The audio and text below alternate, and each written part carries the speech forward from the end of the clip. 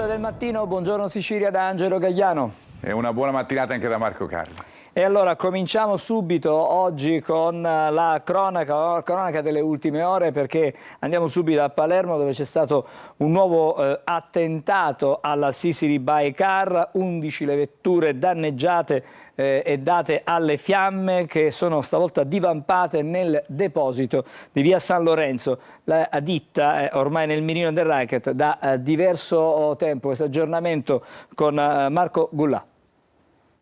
Ancora un attentato col fuoco contro la Sicily by Car. Un incendio di origine dolosa ha devastato diverse auto in via San Lorenzo a Palermo, nel parcheggio della società che opera nel noleggio di auto. Il rogo è divampato dopo le 2 di notte. Le vetture danneggiate sono state 11, 9 auto e 2 furgoni. Sul posto sono intervenuti vigili del fuoco. Il 21 marzo erano stati esplosi diversi colpi di Kalashnikov all'interno dello stesso deposito. Il 27 maggio scorso era stato invece preso di mira lo spazio espositivo di Villa Grazia di Carini, che era stato inaugurato il 7 maggio. Circa 20 auto parcheggiate all'interno erano state distrutte o danneggiate prima che l'incendio venisse messo sotto controllo. Il terzo attentato contro la Sicily by Car e contro Tommaso Dragotto, che ha più volte ribadito di non volersi piegare al racket. 2 giorni fa, invece, le intimidazioni contro un ristorante di Tommaso Natale e poi il principio di incendio su un chiosco a Vergine Maria.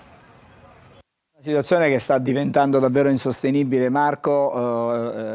La società civile prova a reagire, le istituzioni provano a reagire. Sappiamo che il ministro Piantedosi sarà lunedì a Palermo e ci sono tante reazioni stamattina sui giornali su quello che c'era prima di questo ultimo episodio. Esattamente, per questa notizia ovviamente non può essere all'interno dei quotidiani, ma c'è invece quella, come facevi riferimento tu e come sentivamo anche dal servizio di Marco Gullà, relativa all'emergenza legata al racket, con tutti questi atti intimidatori che sono stati portati avanti negli ultimi giorni. È l'apertura di Repubblica Palermo. Andiamo a vedere quello che troviamo proprio sul quotidiano. Questo è il titolo: SOS criminalità, appello al ministro. Facevi giustamente riferimento tu, Angelo, alla visita di Piantedosi fissata per lunedì. Subito più agenti nelle strade, la richiesta di commercianti e residenti al ministro Piantedosi, appunto in vista del vertice. L'opposizione in Consiglio Comunale chiede un piano con l'utilizzo dell'esercito, anche questo richiesta che spesso sentiamo nelle nostre città più grandi soprattutto, ma che non sempre è stata attuata e soprattutto, come vediamo, non sempre ha risolto i problemi. Stessa situazione troviamo nelle pagine interne, con la richiesta appunto di maggiore copertura, per cui più agenti e presidi fissi. E poi è questo fondamentalmente l'appello della città, dei commercianti, delle persone che sono stufe di vedere rovinate appunto le proprie attività perché non vogliono pagare il pizzo. Queste sono le richieste appunto al ministro. Gli autori dell'ultimo raid a Tommaso Natale si faceva riferimento prima del servizio, sono 2 giovanissimi. Le richieste di residenti e commercianti appunto contro l'emergenza. Lunedì il Comitato per l'Ordine e la Sicurezza, con l'esponente del governo e appunto l'opposizione, l'abbiamo detto, che invoca invece l'esercito. A te, Angelo. Sì, grazie Marco. E adesso c'è un'altra notizia delle ultime ore, perché la Guardia di Finanza ha scoperto una frode milionaria legata al super bonus 110%. Sono stati sequestrati crediti fiscali per oltre 560 milioni e l'operazione si è svolta in 13 città. Ce ne sono anche 2 siciliane, Siracusa e Messina. Ammontano ad oltre mezzo miliardo di euro, esattamente 560 milioni di euro, i crediti fiscali connessi ad agevolazioni edilizie per lavori da super bonus 110 mai realizzati, sequestrati dai finanzieri del comando provinciale di Siracusa su disposizione della Procura della Repubblica Aretusea. Le indagini hanno consentito di ricostruire un sofisticato e pericoloso sistema illecito posto in essere da un'organizzazione criminale con ramificazioni in tutta Italia. Alla base del meccanismo fraudolento sono state individuate oltre 60 società, la maggior parte delle quali apparentemente fittizie, che sembrerebbero aver eseguito documentalmente interventi milionari di riqualificazione edilizia su 22 condomini dislocati in 13 città italiane, tra cui Siracusa e Messina. Ai 12 indagati sono contestati i reati di associazione per delinquere, truffa aggravata ai danni dello Stato, riciclaggio e autoriciclaggio, nonché l'emissione di fatture per operazioni inesistenti. E adesso invece ci occupiamo dell'inchiesta sul ponte sullo Stretto, perché emergono nuovi particolari. Durante le indagini si è potuto verificare che c'era stato anche un tentativo di avvicinare altri due magistrati per occuparsi di questo dossier. Ma i particolari li vediamo, li sentiamo nel servizio. Non solo Tommaso Miele, ex presidente aggiunto della Corte dei Conti, l'avvocato Francesco Saccomanno e l'imprenditore Vincenzo Virgilio avrebbero tentato di corrompere altri due giudici della Corte dei Conti, e quanto emerge dall'indagine della Procura di Roma sul ponte sullo Stretto e sull'iter di approvazione del progetto definitivo dell'opera, durante la delicata fase dei controlli di legittimità sulla delibera del CIPES, il comitato interministeriale che ha dato il via libera al ponte con prescrizioni e raccomandazioni. Saccomanno e Virgilio avrebbero avvicinato, senza però ottenere risultati, altri due magistrati contabili che dovevano occuparsi del dossier. I giudici però non hanno dato seguito alle sollecitazioni arrivate dai due indagati. Sul fronte delle indagini, gli inquirenti sono al lavoro sul materiale sequestrato dai carabinieri del ROS. Gli investigatori dovranno analizzare i cellulari e i PC acquisiti agli indagati. Dalle carte del procedimento emerge il rapporto di vicinanza tra Miele e Virgilio. Il magistrato si rivolge a lui anche per individuare architetti di sua fiducia, al fine di verificare la possibilità di preventivi di importo meno elevato per lavori di progettazione e ristrutturazione delle abitazioni dei figli. E questa è una notizia che non si trova soltanto sui quotidiani regionali, attenzione, ma la troviamo su tutti i quotidiani. Ti farò vedere infatti, Angelo, anche delle prime pagine dei quotidiani nazionali e delle pagine interne dei quotidiani nazionali con la notizia e con i risvolti e l'inchiesta, come abbiamo sentito anche nel servizio di Francesco Triolo. Intanto partiamo dal nostro sito siciliaweb.it. Ponte sullo Stretto, salta fuori un tentativo di corrompere altri due giudici. I magistrati della Corte dei Conti dovevano appunto occuparsi del dossier. Che cosa leggiamo e troviamo all'interno dell'articolo? L'avvocato Saccomanno e l'imprenditore Vincenzo Virgilio hanno tentato di corrompere altri due giudici della Corte dei Conti, e quanto emerge appunto dalle indagini della Procura di Roma sul ponte sullo Stretto, che coinvolge anche l'ex presidente aggiunto Tommaso Miele, come abbiamo sentito. Ci spostiamo adesso invece sui quotidiani per andare a vedere, come ti dicevo, anche i quotidiani nazionali. Partiamo da Domani. Domani ospita proprio nella prima pagina un articolo e un richiamo chiaramente su quello che sta succedendo per quanto riguarda lo scandalo del ponte, così viene chiamato dal quotidiano, che in taglio nella parte centrale appunto della pagina fa notare questo titolo: scandalo ponte, così l'indagato fu chiamato dal CSM per Miele, incarico da 27.000 euro. Se andiamo invece poi nelle pagine interne del Corriere della Sera, qui siamo a pagina 12, per cui comunque fondamentalmente troviamo queste notizie subito dopo quelle, poi ne tratteremo fra poco, della guerra fra Iran e Stati Uniti. Ponte, i PM cercano nei telefonini gli agganci con altri magistrati. L'indagine per corruzione, l'opposizione, lo sappiamo, parla di fermare il progetto, mentre Ciucci della Stretto di Messina dice: non c'entriamo nulla, la società è estranea completamente a quello che sta succedendo. Il progetto si fa il punto di quelle che sono le specifiche tecniche. Ricordiamo che l'idea, che fra parentesi era anche la stessa l'anno scorso, è quella di fare partire l'opera, almeno per quanto riguarda la maggioranza, entro la fine del 2026. A te. Sì, adesso ci occupiamo di una protesta, in particolare quella che trattiamo noi è quella di Palermo, ma ci sono state proteste in tutta Italia di Coldiretti contro chi affossa grano e olio siciliano. In questo caso chiaramente la protesta di Palermo, ma una protesta che riguardava chiaramente la difesa dei prodotti della terra che arrivano sulle nostre tavole direttamente dal nostro paese, da tutta l'Italia. Ma vediamo il servizio. Non è pensabile che ancora una volta ci sia chi specula sul nostro lavoro. Ancora una volta gli agricoltori scendono in piazza, questa volta per dire basta alla speculazione sul grano siciliano. 19 centesimi al chilo sono un'elemosina, dicono, che gli agricoltori non possono più sostenere. Anche alla luce del costo della pasta, 2 euro minimo, mentre il pane si aggira sui 3 euro. Oggi la protesta davanti alla prefettura di Palermo. In questo momento abbiamo speculazioni sul grano. Compriamo pane a 3 euro al chilo, compriamo pasta a 2 euro al chilo e sotto Trebbia c'è chi vuole fare dei contratti a 19 centesimi.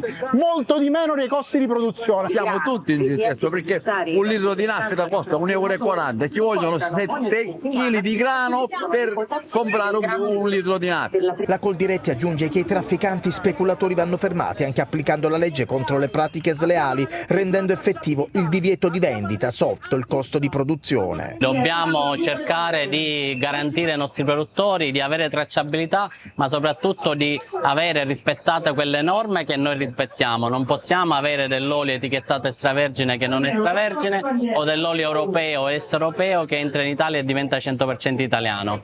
E molti imprenditori agricoli stanno vendendo i loro terreni. Minimo il grano dovrebbe andare dai 35 ai 40 centesimi all'ingrosso. E invece adesso quanto è? 19 centesimi, nemmeno il costo di produzione.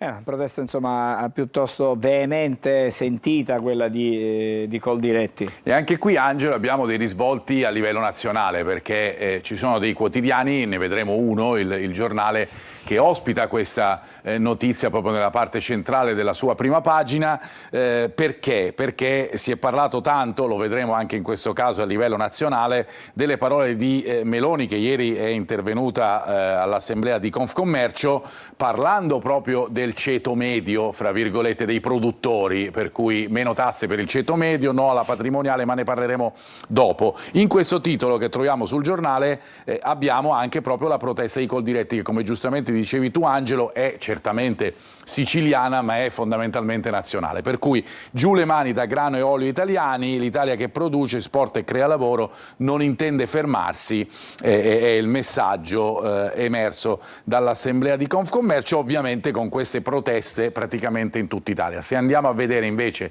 i risvolti regionali, andiamo in questo caso sulla pagina della Sicilia, in una pagina interna dove troviamo appunto le notizie legate alla Coldiretti con lo stop, la richiesta è questa, stop alle speculazioni sul grano. Abbiamo sentito nel servizio 19 centesimi al chilo sono un'elemosina, slogan e bandiere gialle. Ieri a Palermo appunto il corteo di circa 8.000 agricoltori della Coldiretti arrivati praticamente da tutta la Sicilia e anche dalla Calabria, partito da Piazza Marina fino alla sede della presidenza della regione per protestare i prodotti italiani che sono così tanto buoni e ricercati, devono essere sicuramente anche tutelati. A te.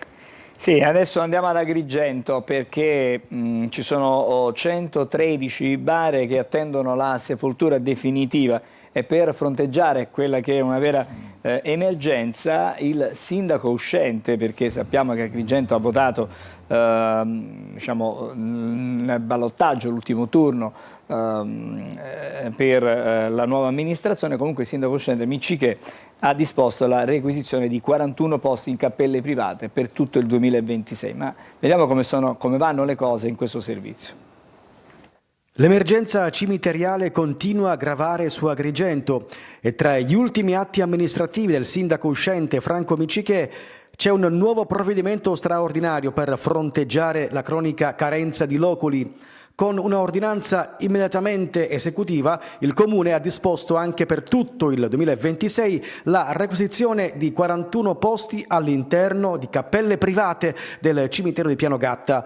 Una misura urgente resa necessaria dall'assenza di spazi disponibili non solo a Pianogatta, ma anche nei cimiteri di Bonamorone, Giardina Gallotti e Montaperto. La situazione resta critica. Attualmente oltre 20 salme sono in deposito in attesa di sepoltura, mentre 93 si trovano in tumulazione temporanea. Di queste 30 occupano già spazi requisiti con precedenti ordinanze. Secondo il Comune, il protrarsi dell'emergenza potrebbe determinare ulteriori criticità sotto il profilo igienico-sanitario. I 41 posti saranno ricavati in 8 strutture private con un'indennità prevista per i concessionari. L'ordinanza, firmata dal sindaco Franco Miccichè e dal dirigente Alberto Avenia, lascia alla nuova amministrazione il compito di trovare una soluzione definitiva a un problema che da anni viene affrontato con misure d'emergenza. Marco, torniamo da te e vediamo questa notizia, non solo, perché poi chiuderemo anche la parte dedicata alla rassegna stampa regionale. Occupiamoci appunto di questa notizia, andiamo subito nelle pagine interne, nel tomo di Agrigento della Sicilia, dove ritroviamo la notizia di cui abbiamo parlato nel servizio di Davide Sardo, con le oltre 20 salme in deposito e cimitero saturo, con la proroga della requisizione dei loculi a Piano Gatta. Come sentivamo anche del servizio, è una vera e propria emergenza, prorogata appunto la requisizione delle cappelle private. La crisi cimiteriale che affligge la città non accenna a placarsi. Nel frattempo i cittadini attendono appunto il nuovo modello gestionale per uscire da questa crisi di spazi che coinvolge, come abbiamo sentito, praticamente tutta la città. Andiamo adesso e ci spostiamo sulle altre prime pagine, perché qualcuna l'avevamo già vista, la Gazzetta del Sud ad esempio, con il titolo principale legato al ponte sullo Stretto. La facciamo vedere proprio in questo momento, perché avevamo già parlato della notizia, ma su Gazzetta del Sud è appunto l'apertura: volevano corrompere altri 2 giudici, l'inchiesta nella fase iniziale, sequestrati appunto telefonini, computer e documenti, con questa immagine che è sempre iconica di questo ponte che non vede mai la luce, o almeno non vede mai la luce nemmeno nei lavori, nella posa della prima pietra, e che invece è sottoposto continuamente a scandali come questo, scandali o revisioni come questa che abbiamo visto in questo momento. Ma andiamo a vedere anche le altre prime pagine, partendo dalla Sicilia, che come al solito dà un quadro anche nazionale e internazionale a quello che sta succedendo nel mondo in questo momento, e apre con quello che è successo nel nord dell'Irlanda, esattamente a Belfast, perché c'è stato un uomo senegalese che ha provato ad aggredire, diremo a tagliare la testa, così è stato, a un uomo scozzese, e da lì c'è stata una caccia agli immigrati, incubo razzismo in Europa, la polizia mobilita rinforzi e teme un'escalation. Poi c'è l'intervista a Parmitano, una bandiera siciliana nello spazio, e poi girano il coltello nella piaga, caro Angelo, il mondiale delle polemiche senza l'Italia, questa è la piaga, ecco. Intanto l'esordio nel mitico Azteca, che gli italiani che hanno un po' di anni ricorderanno, perché la famosa partita del secolo giocata proprio lì contro la Germania nel 1970, ecco, l'Italia non ci sarà in questo caso. Andiamo adesso invece sul giornale di Sicilia, perché anche in questo caso, come abbiamo visto su Repubblica, l'apertura è dedicata all'emergenza racket. Abbiamo sentito dell'ennesimo attentato, se così possiamo chiamarlo, anzi così possiamo chiamarlo, nei confronti di un'azienda privata. Caccia aperta ai criminali del racket, il sospetto di un nuovo gruppo che vuole imporsi con metodi violenti, e piante dosi lunedì appunto a Palermo. Questo è il titolo del giornale di Sicilia. Anche in questo caso c'è un richiamo ai mondiali con l'inaugurazione oggi alle 21. La partita inaugurale è Messico-Sudafrica. Andiamo adesso invece alle pagine interne, perché come sempre anche i quotidiani regionali si occupano invece di politica, con la situazione regionale, quello che sarà ciò che succederà dopo Schifani. Allora la riunione segreta a Villa Igea la troviamo su Repubblica Palermo. Salta l'accordo sul dopo Schifani, non c'è intesa su Moulet. Sbardella che dice: non in grado di indicare un candidato, Falcone pronto a lanciare un suo movimento. Insomma, fibrillazioni in corso legate a ciò che potrà succedere nel futuro della politica regionale. Anche su Gazzetta del Sud troviamo un titolo nelle pagine interne con Fratelli d'Italia che blinda Schifani e avvisa Forza Italia, e dopo Moulet si muove appunto Falcone, la corsa alla presidenza, con Sbardella che dice: se si parla di altri nomi ci siamo anche noi, al governatore il sostegno di vari Lega, DC e UDC, ma nel suo partito pronti già due sfidanti, per cui un tema che resta sicuramente caldo, così come quello, vi facciamo vedere, del turismo in Sicilia, perché c'è una interessante inchiesta da parte del Quotidiano di Sicilia. Questo è il titolo che troviamo in apertura. Sicilia 43esima tra le regioni europee, per la top 10 occorre triplicare le presenze. Stiamo parlando di regioni, per cui di zone dell'Europa, e la Sicilia è 43esima. Nel 2024 i pernottamenti nell'isola sono stati 17,3 milioni. Pensate, le Canarie, che certamente sono delle isole bellissime ma non hanno la storia della Sicilia, a quota 100 milioni. Se si va all'interno si trova appunto i dati di questa inchiesta. Al 43esimo posto appunto per la top 10 occorre triplicare le presenze annue, e c'è proprio la classifica di queste regioni. Ve ne dico qualcuna, a parte le Canarie appunto che sono prime, ma poi ad esempio c'è la Catalogna, la zona di Barcellona, la Croazia adriatica, i nostri dirimpettai dalla parte dell'Adriatico, nazione per di più giovanissima la Croazia, ma poi c'è l'Andalusia, la zona del sud della Spagna, le isole Baleari, le isole mediterranee sempre della Spagna. Intanto tante regioni spagnole, qualcuna francese, Provenza, Alpi, Costa Azzurra. Si dirà: certo, stiamo parlando della Costa Azzurra, però il distacco è veramente tanto rispetto alla Sicilia. 56 milioni ad esempio fra Provenza e Costa Azzurra, e addirittura per quanto riguarda l'Italia ci precedono Lazio, Toscana, Lombardia, il Veneto e tutte e altre regioni, l'Emilia Romagna, altre regioni che fanno più presenze rispetto alla Sicilia per quanto riguarda il turismo. Vi faccio vedere, per chiudere, anche la pagina di Catania della Sicilia, con un tema ricorrente purtroppo ancora in questi giorni: omicidi, spari e occupazioni. Via Cantone diventa un caso, un palazzo invaso in pochi giorni che dal 2023 l'IACP vuole liberare. Poi ci sono le parole di Trantino per quanto riguarda i conti in rosso pesano ancora, ma guardo avanti, con la foto sorridente del sindaco. A te.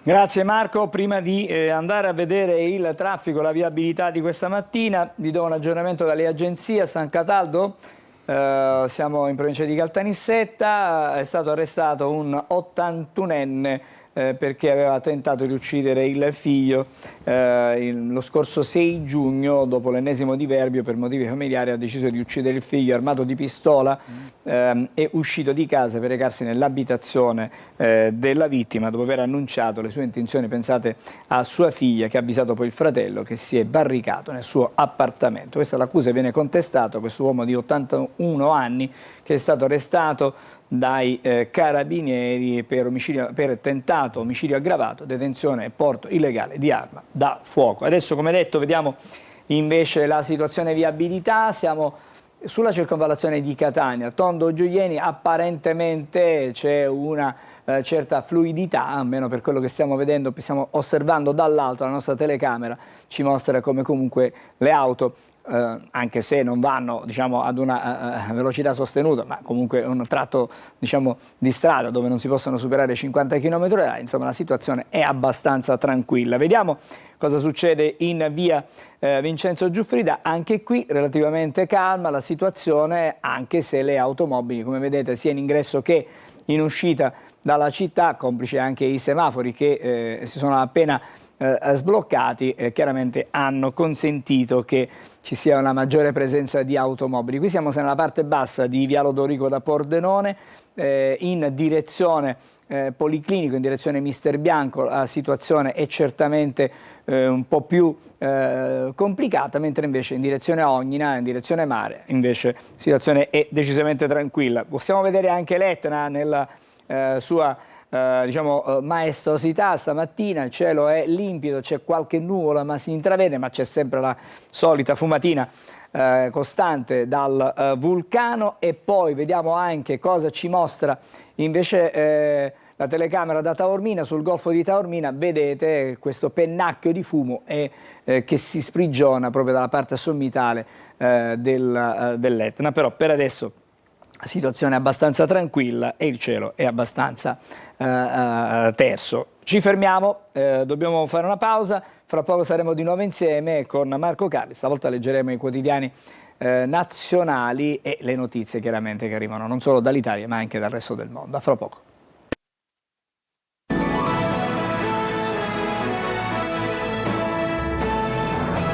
Eccoci, siamo di nuovo insieme, siamo in studio e adesso, come annunciato, c'è la rassegna stampa nazionale. Marco, si torna di nuovo in alta tensione nel Medio Oriente. Sì. C'è stato un nuovo attacco da parte degli Stati Uniti in Iran, ma non c'è soltanto quello, attenzione, perché sono tante questioni dal ponte alle altre vicende. Qualcuna l'abbiamo già vista, no? L'attacco degli Stati Uniti che è partito alle 23:15 ora italiana di ieri, praticamente qualche ora fa, e che sta proseguendo nel corso di queste ore, per noi di prima mattinata chiaramente, ma durante la notte. Poi si parla anche, l'abbiamo detto, delle parole in Confcommercio di Giorgia Meloni, parole che riguardano il ceto medio. Ne abbiamo parlato prima a proposito della Coldiretti, con l'idea di avere meno tasse appunto per il ceto medio, è un assoluto no alla patrimoniale.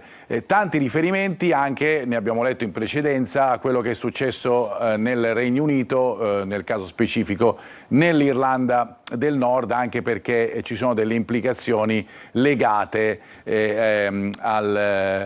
all'immigrazione, e lo vedremo nelle pagine dei quotidiani. Andiamo a vedere i titoli che troviamo sul Corriere della Sera. Questo è il titolo principale: nuovo attacco all'Iran da parte di Trump, colpita dagli Stati Uniti anche una petroliera in Oman, dispersi 3 marinai indiani. Kiev intanto, perché resta ancora aperto ovviamente il fronte dell'Europa orientale, un supermissile sulla Russia. Il leader americano lancia un'ondata di raid su vasta scala.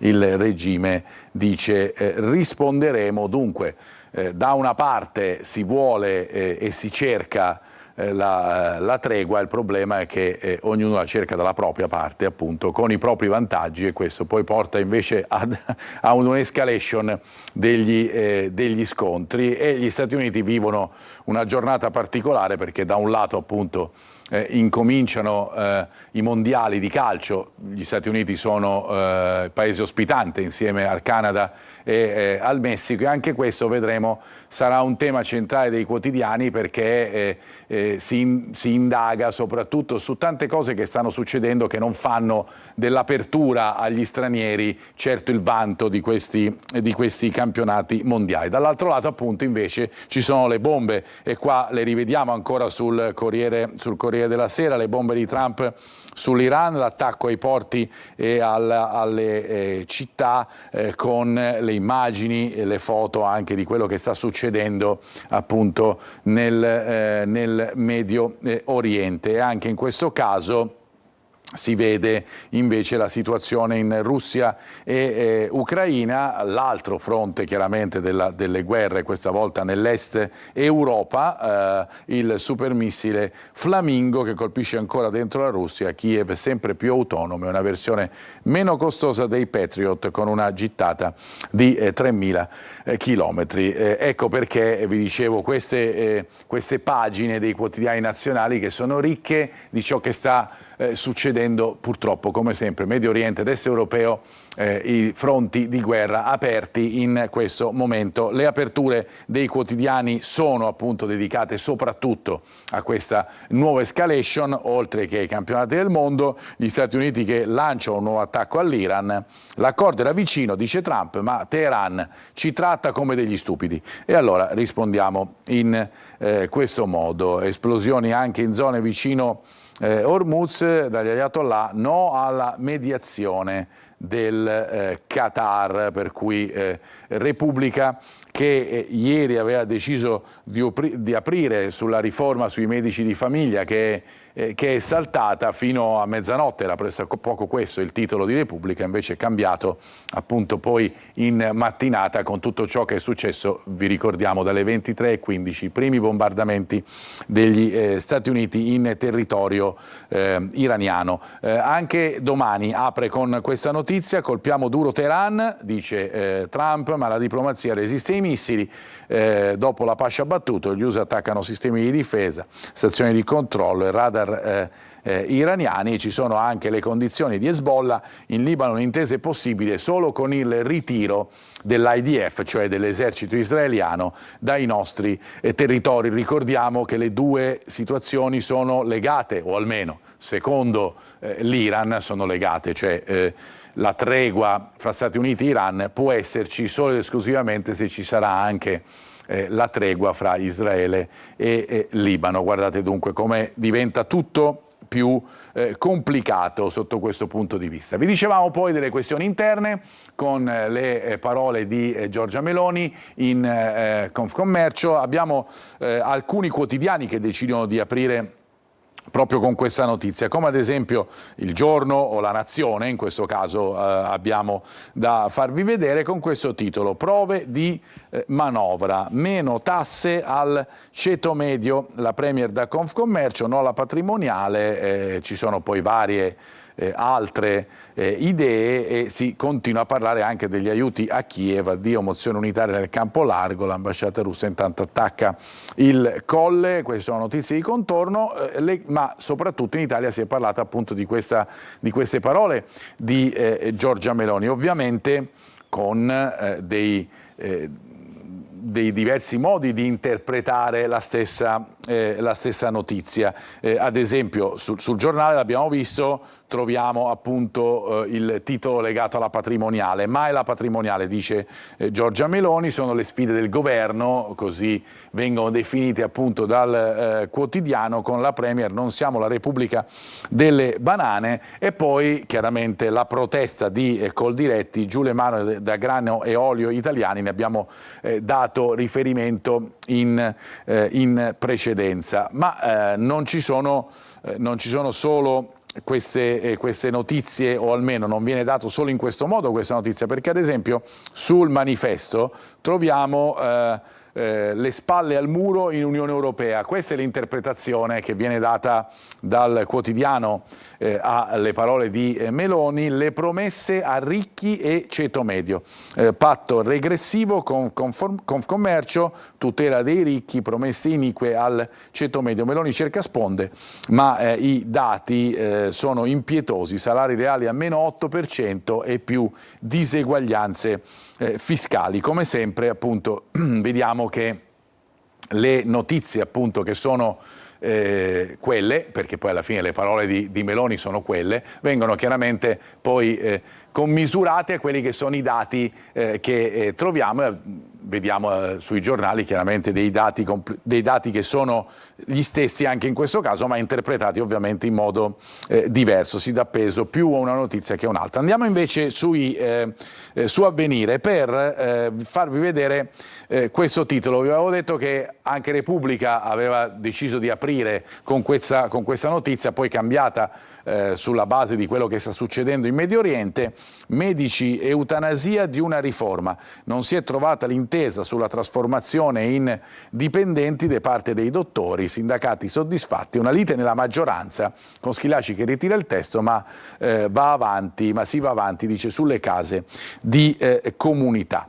Le altre notizie, l'apertura ad esempio del Manifesto è legata ai mondiali mondiali Stati Uniti, Canada e Messico, ma chiaramente il paese che è più sotto la lente dell'ingrandimento sono certamente gli Stati Uniti. Allora il manifesto titola in questo modo: campo minato, tifosi banditi, giocatori arbitri intimiditi. Si parla di un arbitro che è arrivato appunto negli Stati Uniti e poi non era nelle condizioni, non è stato messo nelle condizioni nelle condizioni, sono scattate poi dei provvedimenti di espulsione. Esattamente, per cui non è stato messo nelle condizioni poi di fare il suo lavoro. Stati Uniti e Canada, i mondiali della segregazione, così dice il manifesto. Alleato della FIFA ma in guerra con il mondo, il RAS della Casa Bianca, cioè Trump, ha trasformato quella che era una festa per le comunità migranti in un incubo. Poi magari nella parte finale della nostra rassegna, Angelo, andremo a guardare la parte prettamente sportiva. Invece chiudo con alcuni giornali come l'Unità, che aprono con quello che è successo a Belfast in rivolta, ma questa volta, dice l'Unità, è una rivolta xenofoba, migliaia di persone furiose in piazza contro gli immigrati. Ricordiamo appunto che c'è stata un'aggressione di un senegalese nei confronti di uno scozzese. Da lì tutto ciò che è successo poi nel nord dell'Irlanda con le fiamme appunto nella capitale, cioè Belfast. A te, Angelo. Grazie Marco. E allora breve sosta, diciamo qualche momento, e poi vedo già collegato sui nostri monitor di servizio il nostro Francesco Triolo in compagnia con il neo eletto e quindi sindaco di Messina Federico Basile. Stiamo vedendo nel riquadro, fra poco veniamo da voi, qualche momento di bontà e poi saremo a Messina. Restate insieme a noi a Buongiorno Sicilia.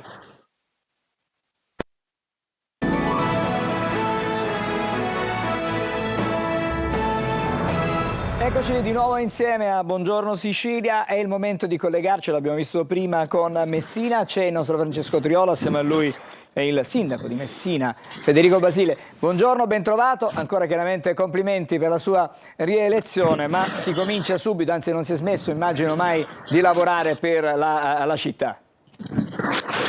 Buongiorno Angelo, come dici tu non si è smesso mai e non è un caso che il sindaco Basile sia con noi questa mattina proprio sulla spiaggia del Ringo, per un motivo, perché questo è un progetto pilota che ha voluto lanciare lui un anno fa su per giù, quando c'è stata la riqualificazione di una spiaggia in centro città, sostanzialmente a 2 passi dalle abitazioni, che adesso è diventato un lido, il primo lido comunale che c'è a Messina, con le cabine, con la torretta di salvataggio, ma ce lo facciamo spiegare da lui, che è un po' l'ha ideata ed è nata quasi come una sfida, giusto? Sì, intanto buongiorno a tutti, grazie per costruire in questo piccolo spazio nel quale continuiamo, come abbiamo fatto anche prima, a lavorare e raccontiamo di esperienze che poi servono al territorio. In questa spiaggia fino a 2 o 3 anni fa c'erano sversamenti di liquami fognari in acqua, l'abbiamo resa balneabile con un provvedimento regionale che da 2 anni ci dà ragione rispetto al lavoro che abbiamo fatto, l'abbiamo attrezzata e quest'anno, completando quel progetto pilota in sinergia con l'autorità di sistema portuale, perché l'area in cui ci troviamo è di pertinenza dell'autorità di sistema portuale, abbiamo realizzato delle cabine come nel 1960. Ecco, questa era un'idea che ci è venuta in questi ultimi anni, perché nel 1960 in questa parte di territorio c'erano i famosi bagni Vittoria. Allora rendere una spiaggia fruibile, attrezzata, aperta a tutti in centro città, rivalutandola, vuol dire dare un segnale che riguarda non solo la fruizione del mare, ma anche il grande obiettivo che dall'anno scorso ci vede protagonisti. Noi siamo la prima città metropolitana ad aver ottenuto la bandiera blu.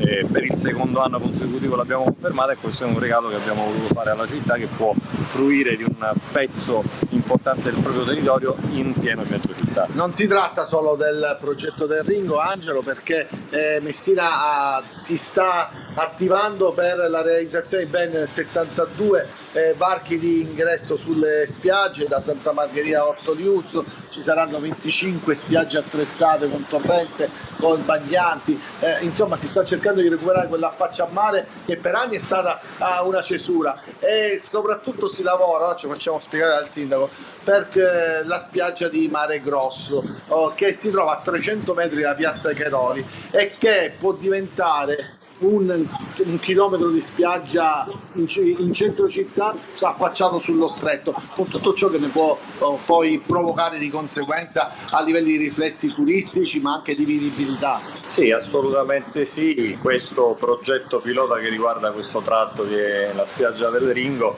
sta per essere mutuato in altre parti della città. Come diceva lei, Mare Grosso è un simbolo del degrado che stiamo recuperando da un punto di vista infrastrutturale, ma anche da un punto di vista. Io mi auguro che il prossimo anno quel tratto di strada, che è stato già bonificato con delle opere per la balneazione, a 300 metri dal centro della città, con degli interventi che stiamo facendo nella parte a monte, oltre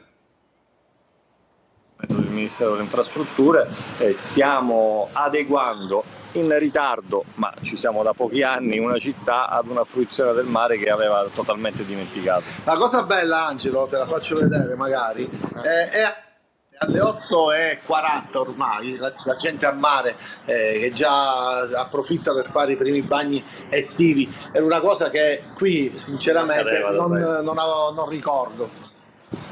Certo, sicuramente è una bellissima esperienza avere una spiaggia proprio. Vedo diciamo, gli appartamenti, gli edifici al di là della strada, c'è la strada che costeggia la spiaggia, insomma è davvero a ridosso del centro abitato ed è diciamo una grandissima opportunità per i messinesi, perché magari con un autobus qualsiasi si può raggiungere la fermata là vicino e andare a mare senza nessun tipo di problema, trovando anche una spiaggia attrezzata, messa a disposizione fra le altre cose dal comune, quindi non bisogna pagare nulla, l'ingresso immagino sarà libero, ci sono tutti i servizi necessari ed è una bella iniziativa.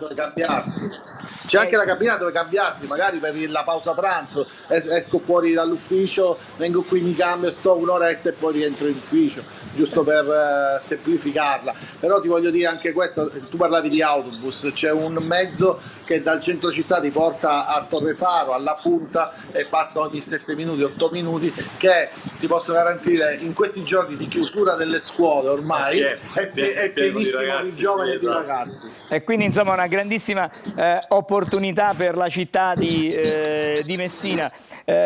Francesco, approfitto ovviamente della presenza del sindaco, sappiamo che ha tantissimi impegni, ma non possiamo non chiedere a lui cosa ne pensa di questa inchiesta del ponte. Poi torniamo magari a occuparci della città e ci dice che cosa vuole fare in questi primissimi, non dico 100 giorni, ma i primi 30 giorni dal suo ritorno di nuovo alla guida della città. Sindaco, ci sono notizie che arrivano dalla Procura di Roma su questa grande opera che è tormentata, ci sono indagati. Insomma, è un momento difficile e complicato per la città di Messina, per la Sicilia, per un'opera importante, un'infrastruttura che si aspetta da oltre mezzo secolo, e poi si scoprono notizie di questo genere. Certo, ovviamente si dovrà fare ancora tanto, si dovrà indagare, ma la sua posizione qual è? Ma ha detto bene lei, è un'opera tormentata che nasce sicuramente non oggi ma da tantissimi anni nei pensieri diciamo così nazionali, che negli ultimi anni è stata accelerata nel suo iter e che, e qua ringrazio la magistratura, deve avere quell'attenzione che serve affinché non ci debbano essere situazioni spiacevoli, e quindi massima fiducia nella magistratura. Se ci sono degli elementi, così come sembrerebbe dagli organi di stampa, poi è chiaro che si dovrà andare avanti, ci sono state situazioni che hanno potuto creare delle distorsioni amministrative, e questo è il momento per frenare all'inizio il percorso che sicuramente sarà lungo dovesse andare avanti. Allora noi siamo come sempre attenti e vigili, lo abbiamo dichiarato anche appena presa la notizia, nell'avere fiducia come sempre nella magistratura e nella consapevolezza che tutte le fasi amministrative devono essere estranee alla politica e mantenere quel rigore che serve non tanto all'opera quanto alla città e alle città interessate, quindi grande attenzione ma anche grande rigore. Sì, prima di lasciare di nuovo la parola a Francesco, la città di Messina, così come tutta la costa ionica, gran parte della costa ionica, ha sofferto il ciclone Harry e ci sono tantissimi danni ancora da riparare. Ci sono delle zone dove ancora c'è qualcosa da fare, sindaco, non lo so, c'è una spiaggia di Santa Margherita, la spiaggia di Santa Margherita, dove bisogna intervenire. Cosa si sta procedendo? Perché sono dei luoghi tanto cari alle persone che vanno certamente restituiti alla fruizione. Hai nominato Santa Margherita dove va a mare il sindaco? No, vabbè, le zone più colpite all'interno della città sicuramente sono state quelle della zona sud, i comuni, come voi sapete, limitrofi, il caso di Santa Teresa, di Fulci, di Taormina, voglio dire, sono stati più eclatanti. Nella nostra città sicuramente la parte sud ha subito più danni, di fatto c'è un solo lido che ha avuto grossi danni che dobbiamo portare nel ripristino. È anche vero che la macchina degli aiuti regionali con l'IRFIS in testa ha già cominciato a erogare i primi contributi. È chiaro che il tema del supporto alle attività produttive è necessario, e di contro quello che bisognerà fare, ma questo è un grido d'allarme che abbiamo lanciato insieme a tutti i sindaci, è sul tema della difesa del suolo, in questo caso delle coste, perché non si può ogni volta aspettare il ciclone di turno. Ormai le condizioni climatiche sono totalmente cambiate, non lo dico io, lo dicono i fatti, per poi porre rimedio. Allora abbiamo una struttura commissariale regionale che ha una dotazione finanziaria importante, bisogna accelerare affinché oggi si metta in salvaguardia la struttura economica e commerciale, ma da domani si metta in tutela la zona che non dovrà più essere oggetto di questo tipo di azione. Quindi stiamo lavorando in maniera sinergica. Francesca, abbiamo un minuto, se vuoi chiudere tu. No, io chiudo ricordando un po' il programma probabilmente futuro del sindaco, che ancora deve scegliere gli assessori, quindi in questo momento sta facendo da sindaco e da assessore a tutti i rami, quindi io sinceramente lo libererei, perché lo ringrazio per essere stato con noi stamattina, è tornato stanotte da Roma. Siamo tornati, ecco qua vi posso dare una notizia importante, con l'intendimento forte più che mai di recuperare l'affaccio al mare anche di quella zona che va appunto da Mare Grosso verso sud, con una richiesta importante per l'interramento dei binari, e questo è un elemento fondamentale, perché ripristineremo tutto l'affaccio al mare di una zona che è stata da sempre negata da un punto di vista infrastrutturale, ma già dagli anni. Magari questo lo approfondiremo anche nel telegiornale delle 13:30. Come no, senz'altro, sicuramente. Grazie allora al sindaco di Messina Federico Basile, grazie al nostro Francesco Triolo, buon lavoro, in bocca al lupo al sindaco. Adesso ci fermiamo, ci sono le previsioni meteo da vedere e poi ancora altri ospiti a Buongiorno Sicilia. Ben ritrovati a questo aggiornamento con le previsioni per giovedì. L'impulso fresco atlantico porterà della variabilità soprattutto sul medio-basso versante adriatico, con qualche acquazzone temporale. Migliora al nord, sul versante tirrenico rimane più soleggiato, così come anche in Sicilia. Tuttavia avremo un po' di variabilità al pomeriggio, che potrà dar luogo a qualche isolato temporale, in particolare sull'area etnea. La ventilazione sarà in rinforzo specie dal pomeriggio dai quadranti nord-occidentali, dunque avremo un iniziale calo delle temperature, valori massimi comunque giovedì ancora superiori ai 30 gradi, specie sul versante meridionale dell'isola. L'area più fresca poi porterà un calo delle temperature più sensibile nella giornata di venerdì, con venti ancora a tratti sostenuti da nord-ovest, ma tempo in prevalenza asciutto e soleggiato, seppur con qualche annuvolamento sparso, in particolare sul versante tirrenico e sui rilievi. Vediamo le temperature, che caleranno di qualche grado, non andremo oltre i 30 gradi, quindi un clima decisamente piacevole su gran parte dell'isola. È tutto, maggiori dettagli sull'app di Trebi Meteo.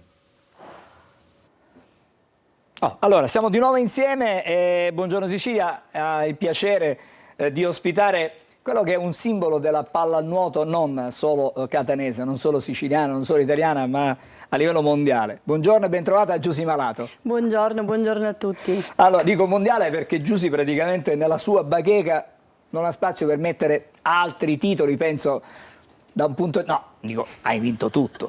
Sì. Quindi non è che hai vinto il mondiale, hai vinto le Olimpiadi, hai vinto non so quanti titoli nazionali, hai vinto altri, quindi mi pare che la bacheca sia abbastanza completa. Questo da giocatrice. Adesso però, da un po' di tempo a questa parte, hai abbracciato la carriera, diciamo così, di allenatrice E negli ultimi 2 anni soprattutto, grazie anche alla tua esperienza, è nata una nuova realtà che ha raggiunto un traguardo importante, perché in pochissimo tempo si è conquistata anche la promozione in Serie B2, A2. In Serie A2, chiedo scusa. E questo significa che c'è una nuova realtà che avanza nella nostra città, Catania sì, ma nella nostra regione. Sì, lo scopo della società è dare spazio alle atlete che magari non avevano spazio nella squadra di vertice di Catania, che è l'Equipe Orizzonte, e accogliere tutte le ragazze che magari vengono dal nuoto, che si vogliono avvicinare alla pallanuoto un po' più grandi rispetto all'età che si comincia a fare pallanuoto. Quindi la nostra è una realtà inclusiva, nata per l'amore per questo sport, perché mi sono accorta a un certo punto della mia vita agonistica che la pallanuoto stava andando a morire. E quindi che c'erano poche iscritte, che c'erano pochi tesserate, e quindi questo, diciamo, mi ha spinto, anche se era un sogno che avevo io nel cassetto, mi ha spinto poi, aiutata da degli amici, a formare questa società. Che è la Rari Nantes Ionica. Che è la Rari Nantes Ionica. Rari Nantes perché è un nome che richiama la vecchia Rari Nantes Catania, e quindi un ricordo storico, e Ionica perché identifica il territorio sul quale opera. Senti, tu hai raggiunto, tutti voi, non solo tu, avete raggiunto questo traguardo in poco tempo, in 2 anni. 2024 la fondazione della società, siete arrivati adesso in A2.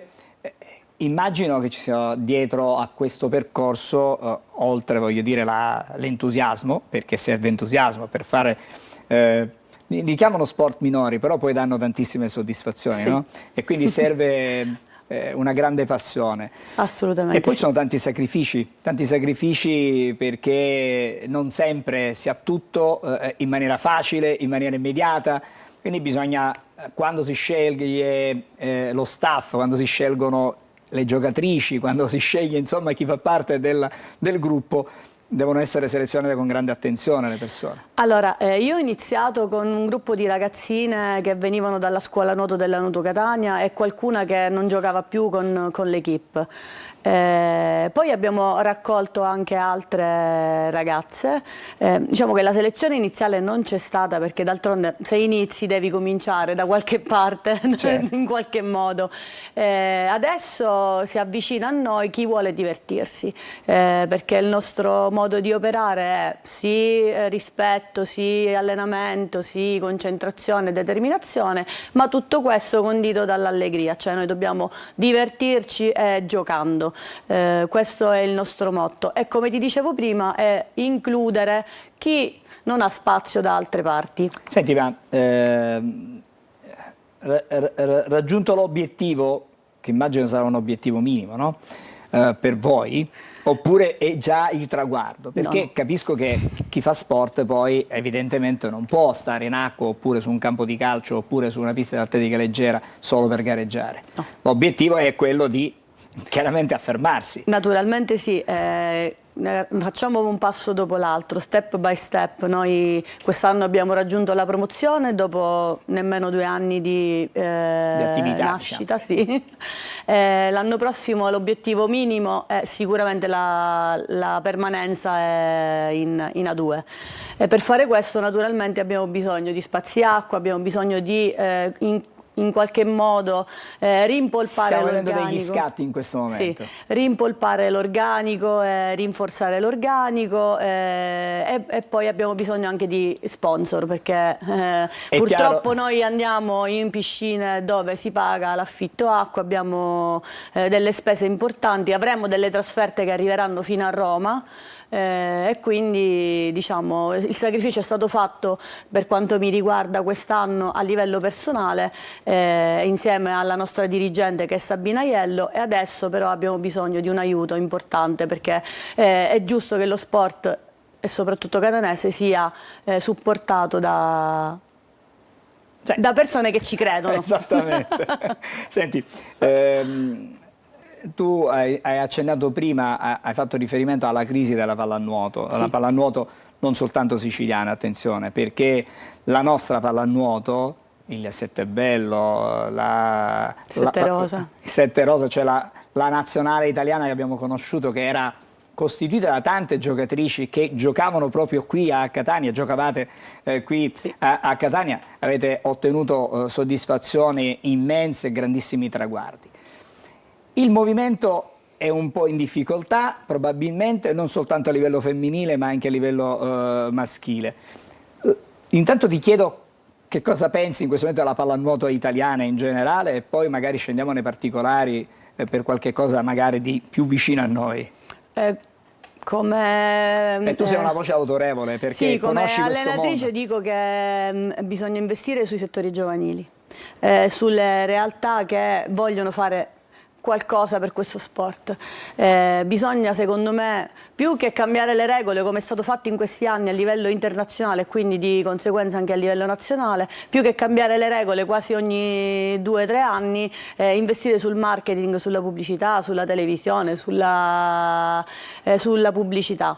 Solo così possiamo sopravvivere a questa crisi che c'è, perché noi purtroppo, come dice il nostro presidente federale, andiamo ad acqua calda, quindi è uno sport costoso. Non tutti possono permetterselo, bisogna anche lavorare a livello scolastico, secondo me, perché noi a livello scolastico siamo carenti di scienze motorie, cioè di tutte le attività che riguardano lo sport L'attività fisica in genere, certo. A livello scolastico non c'è. Quindi partire dal basso, partire da quando i ragazzini incominciano a... Ma dalla scuola media, anche, dalla scuola elementare, per poi andare oltre. Senti, e invece la pallanuoto catanese un po' in difficoltà, soprattutto anche quella maschile, se mi posso permettere, perché la Nuoto Catania ha sempre rappresentato, insomma, fiore all'occhiello, sta vivendo un momento di grande... C'è uno scossone, sì. C'è uno scossone, sono cambiate un po' di cose, i risultati sportivi, insomma si fatica, è difficile, anche non solo per quella femminile, anche per quella maschile, stare, diciamo, essere presenti a grandi livelli. Sì, in questo momento c'è un momento di crisi da parte della Nuoto Catania, ma bisogna, come dico sempre anche alle mie atlete, questo lo dico sempre e me lo dico anche io guardandomi allo specchio, aspettare che l'onda si ritiri e resistere alla forza d'urto. Piano piano le cose si sistemeranno e speriamo di ritornare dove ci meritiamo di stare. Torniamo alla Rari Nantes Ionica, abbiamo già detto di quelli che sono i progetti, insomma, rimanere in questa nuova realtà, la Serie 2, e consolidarsi per poi magari fare qualcosa. Ma alle tue ragazze, immagino che ci saranno, insomma, persone con cui tu magari hai condiviso un percorso vicino a te, hai conosciuto nel corso della tua attività, c'è qualcuno magari che ti ha conosciuto adesso, per loro rappresenti qualcosa di inarrivabile. Tu hai vinto qualcosa come il pallone d'oro, paragonato al pallone d'oro, no? Se non, sì, esatto. Ecco, quindi insomma sei veramente, sei stata al vertice, adesso lo sei come allenatrice in questo mondo. Quando ti confronti con le tue ragazze, il messaggio, a parte quello che dici, ci dobbiamo divertire, però da un punto di vista sportivo, da un punto di vista dell'agonismo, che cosa riesci a trasmettere e se riescono loro a prendere qualcosa da te? Lavorare con la nuova generazione è complicato, sia donne che sia ragazzi che ragazze, perché hanno paura del giudizio e quindi si sentono sempre giudicate e sempre messe sotto esame. Esame, esattamente. Quindi quello che io dico spesso a loro, a parte il divertimento, come dicevo prima, è che si impara sbagliando, cioè non è detto che una partita debba essere per forza a nostro favore, si può anche cominciare a perdere per imparare da quegli errori, esattamente come noi abbiamo fatto l'anno scorso quando abbiamo perso la partita di spareggio per salire, per fare i playoff. Da quell'esperienza sia io che la mia dirigente che il nostro staff ha imparato a non fare degli errori e quest'anno non li abbiamo ripetuti. Esattamente così devono comportarsi le ragazze, cioè non sentirsi giudicate perché questo è il male del secolo, essere giudicati, il giudizio. La paura del giudizio. Esatto, la paura del giudizio e capire che dall'errore si può solamente imparare, non rimanere lì, insomma. Allora, se stamattina ci stanno seguendo, io chiedo e mi rivolgo a tutte loro, qui c'è una bella foto del capitano. Del capitano. Dicevo, seguite Giusy Malato perché è una grande esperienza, vi può trasmettere davvero i segreti di questo sport per arrivare lontano e per raggiungere nuovi traguardi. Più che altro vorrei formare persone giuste, persone equilibrate per una società equilibrata che in questo momento non è. È un messaggio che va oltre lo sport, quello di Giusy Malato questa mattina qui a Buongiorno Sicilia. Grazie per essere stata con noi grazie a voi. E in bocca al lupo alla Rari Nantes Ionica.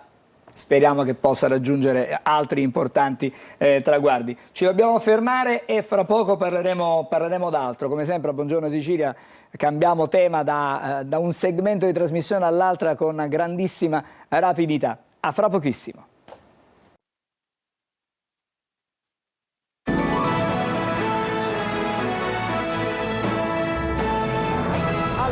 Eccoci, abbiamo detto che cambiamo argomento, abbiamo parlato prima di mare, fra virgolette, a Messina con le nuove spiagge, con quello che sta facendo, poi abbiamo parlato sempre di acqua, di pallanuoto, di sport e adesso parliamo di inclusività, perché questo mi pare di capire è al centro anche la possibilità di chi non ha gli strumenti e chi non ha e che ha una disabilità a poter fare parte e godere di tutte le cose che tutte le persone normali hanno. Stamattina cerchiamo di capire il perché, progetto di vita e disabilità, questo è il tema di un convegno, di un convegno che si svolgerà tra il 18 e il 19 di giugno presso il Dipartimento di Scienza della Formazione dell'Università di Catania. Per fare questo ne parliamo con Daniele Casella, buongiorno, che è il presidente della cooperativa Controvento, e con la professoressa Elisabetta Sagone, che è docente del Dipartimento di Scienza della Formazione dell'Università di Catania. Allora, perché l'esigenza? Partiamo subito con il presidente, l'esigenza di un confronto su questi temi. Il convegno nasce all'interno di una cornice. Noi, la cooperativa Controvento, insieme alla cooperativa Fenice, ha vinto un progetto finanziato dal bando regionale per l'autismo, quindi si inserisce all'interno di questo progetto che prevede la formazione sia per i familiari, per i caregiver e una formazione anche per i ragazzi e un supporto durante la fase dell'adolescenza e il passaggio alla fase adulta. Insieme con la nostra cooperativa abbiamo pensato che una formazione e accendere un attimino un riflettore sulla formazione, sull'affettività e la sessualità fosse, è arrivato il momento, e fosse importante sia per la famiglia che per i ragazzi. E qui in accordo anche con la Regione che abbiamo pensato a 2 giornate formative rivolte sia ai professionisti che ai familiari e ai caregiver per affrontare queste tematiche, per dare un po' voce sia ai professionisti che vengono da tutta Italia che alle famiglie che hanno bisogno un attimino di avere un luogo e anche un momento di confronto.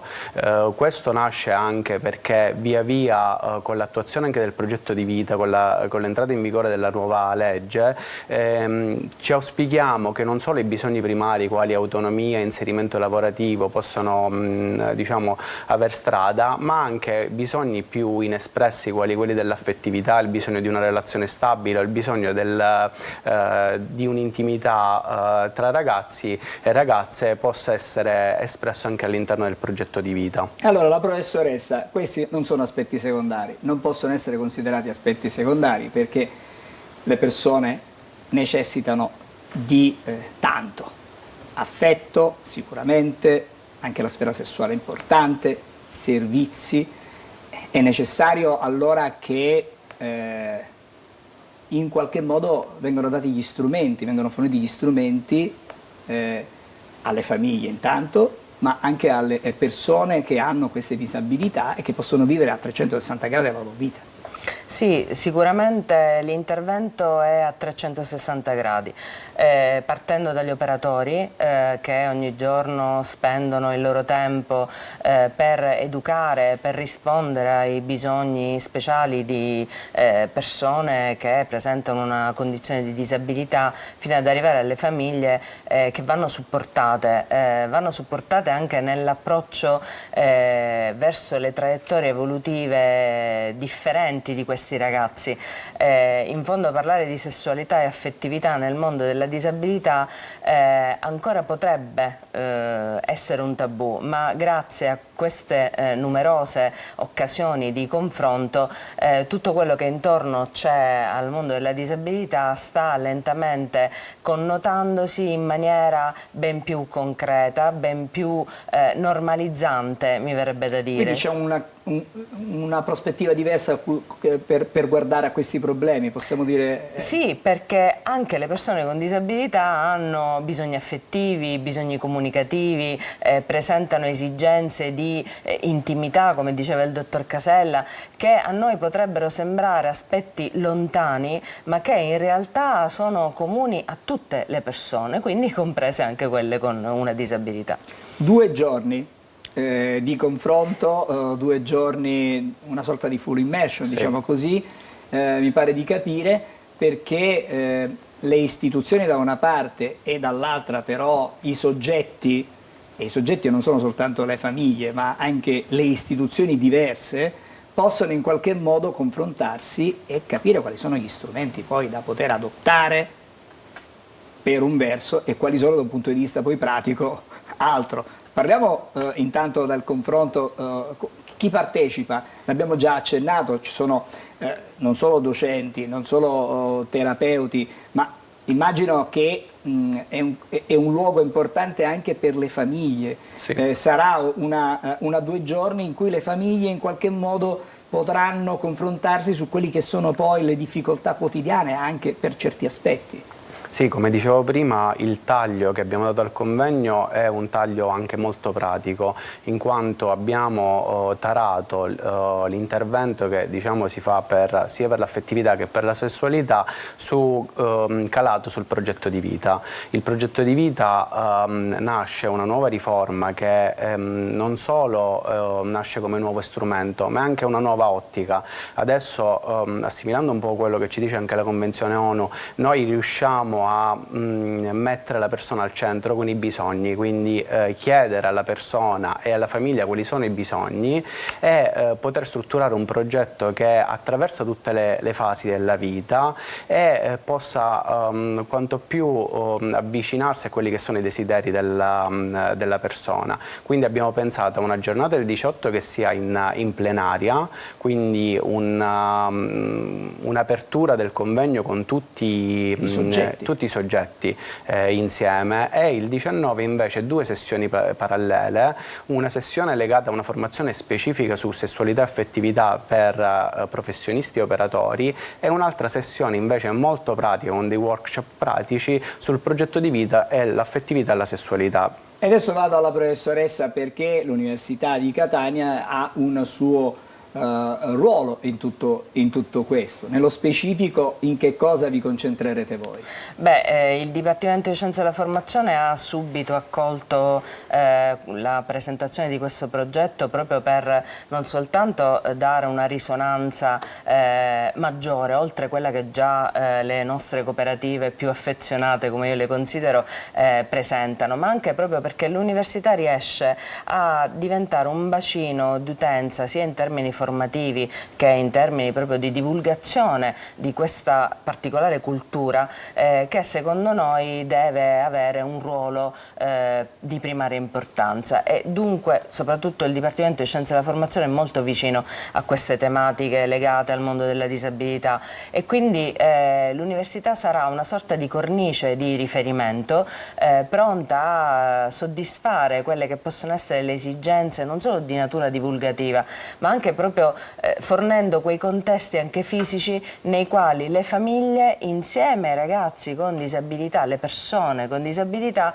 possono confrontarsi. Infatti avremo anche alcuni ospiti, persone con disabilità che porteranno la loro esperienza, la loro testimonianza, e il confronto è quello che l'università tende sempre a supportare per diffondere non solo conoscenza, perché quella la si può trovare in ogni luogo, ma proprio il contatto pratico, diretto con molteplici realtà che ci circondano.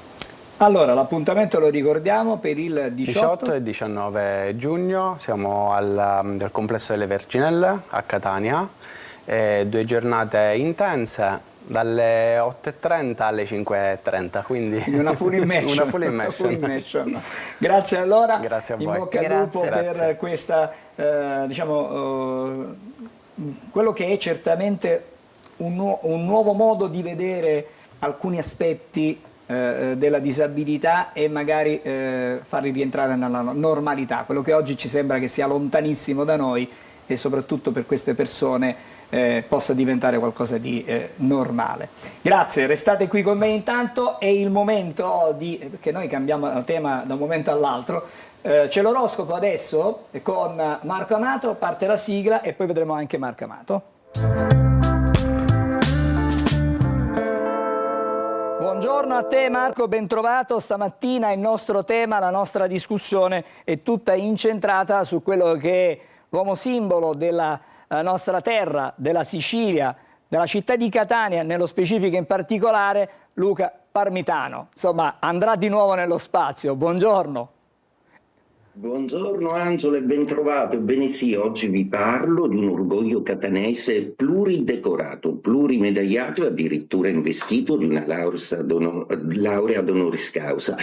Ebbene, Luca Parmitano, il nostro catanese sulla Luna, come amo definirlo io, il bilancia sulla Luna, perché tale è il suo segno zodiacale, farà parte, è stato annunciato, della missione che riguarda Artemis 3, ovvero non andrà propriamente sulla Luna, ma creerà o contribuirà a creare la stazione spaziale che aprirà proprio i traffici di movimento verso la Luna. Ebbene, è un vero e proprio pioniere di questa nuova conquista dell'umanità che sembra portarci un po' più vicino alla Luna e alle stelle, argomento che mi è molto caro.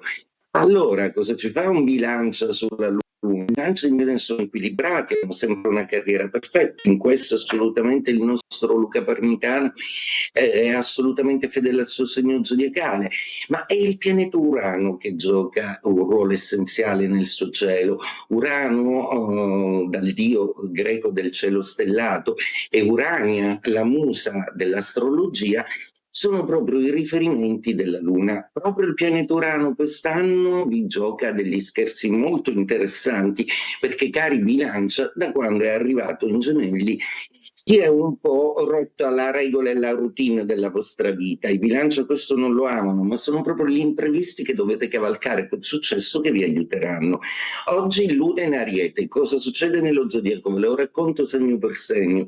Dunque, per voi la Luna Ariete è nei vostri gradi zodiacali, ma quadra con Venere, quindi oggi proprio in amore siete un po' un disastro, siete un po' affettivamente confusi, cercate di non essere aggressivi con il partner. Toro, la Luna scivola in serata nei vostri gradi e dopo una giornata passata un po' così a intuire qualcosa, ad avere delle sensazioni emotive molto forti, la Luna arriva a rassicurarvi e a rendervi decisamente più sicuri di voi stessi. Avete anche Marte nel vostro cielo zodiacale, per adesso siete uno dei segni più favoriti dalle stelle.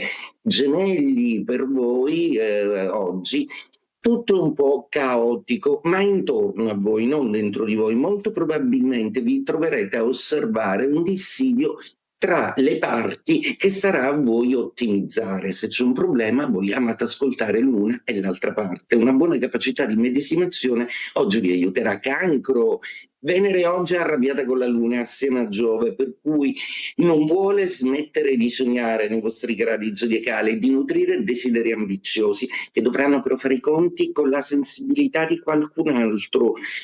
Leone, per voi oggi è una giornata carica, arriva uno stupendo, oggi troverete proprio i feed su di voi presso gli altri, sono assolutamente positivi e questo vi rallegrerà.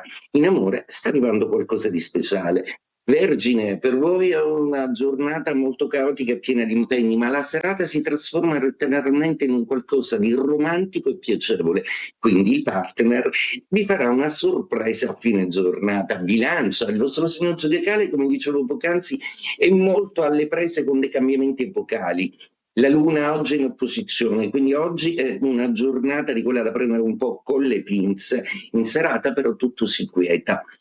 Scorpione, per voi è proprio il contrario, perché la giornata invece scorre fluida, è la serata con la luna che entra in opposizione che diventa un po' più complicata melanconicamente e sentimentalmente. Sagittario, luna di trigono ottima per voi che vi aiuterà oggi a svolgere tanti compiti, è una Venere che ammicca a qualcosa, in amore, novità.